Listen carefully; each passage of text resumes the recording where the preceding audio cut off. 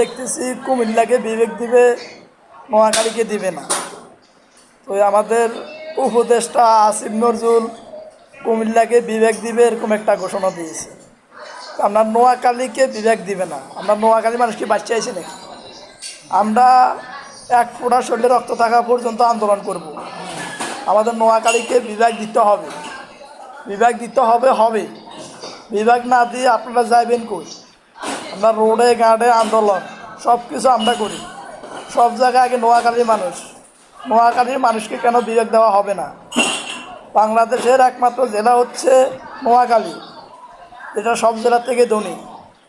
বাংলাদেশের ভিতরে নোয়াখালী জেলায় সেরা। 10 লক্ষ প্রবাসী রেমিডেন্স যুদ্ধ হলো আমাদের নোয়াখালীতে। তারপর আপনারা বলতেছেন নোয়াখালীকে বিভাগ দিবেন না। নোয়াখালী বিমানবন্দর আমরা চাই, নোয়াখালী বিমানবন্দর লাগবে। আমাদের প্রবাসীরা ঢাকা শহর কেন নামবে? আমাদের এত সুন্দর নোয়াখালী থাইকা, এত দেশ সুন্দর, এত মানে এটা বলার বিহীন, তারপর আর নোয়াখালীতে নামতে পারতেছে না কেন?